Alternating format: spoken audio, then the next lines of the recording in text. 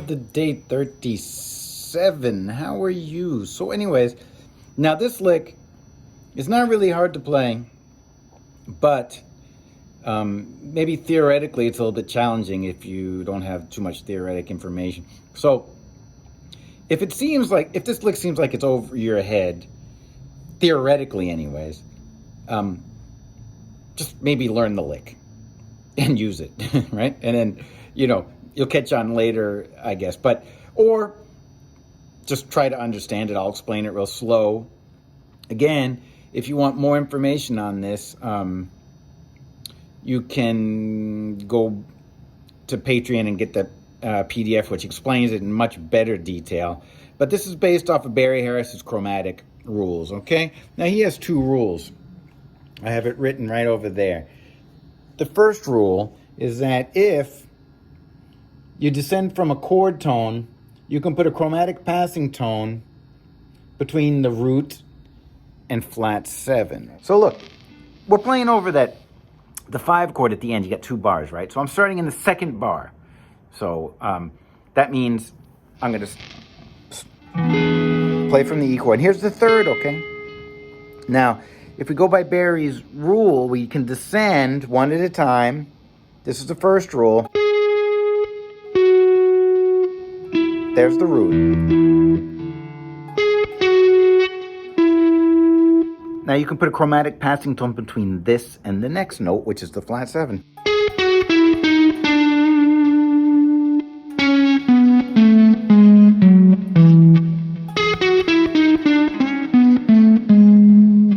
Okay, but the second rule is that you can put a chromatic passing tone between the 3rd and the 2nd and the root and the 7th. So in that case, it's going to go like this. That's the 3rd. So when we go to the 2nd and put a chromatic passing tone between, then between that and the root,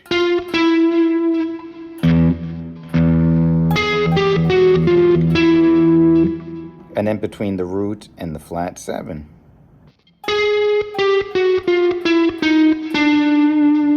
So you have to count it though, because the bar is going to change, right? So look, it's going to be 1 and 2 and 3 and 4.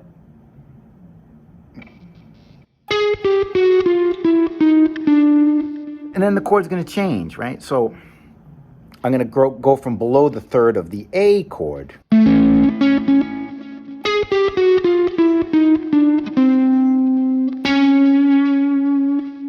And then I'm going to do mostly the same thing.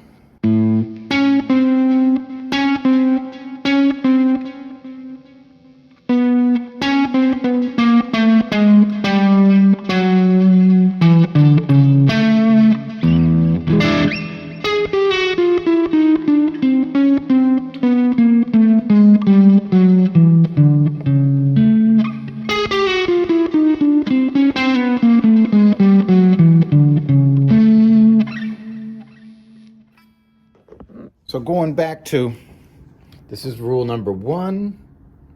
This is rule number 2, okay? So look what I'm going to do here. I wrote it up there. See? These are the red ones are the chord tones, okay? These are the chromatic passing tones.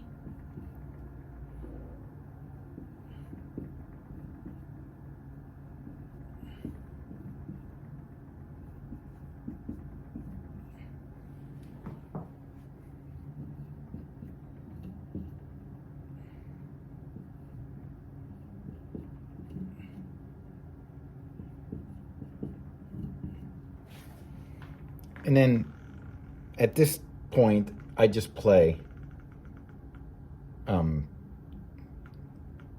the scale and chord tones, right? Without doing any chromaticism. So, if this is just a great lick to know. So, I mean, if you just want to learn the lick and use it, that's perfectly fine. But I suggest that you learn the theory behind it, and that way you can invent your own licks using these rules, right? So, I think it's a great, sophisticated, jazzy sound that is surprising to the listener when they hear it. So anyways, I just suggest that you work this out. And like, if you don't understand it and you really need and you want the theoretic explanation behind it, you can go to my Patreon page and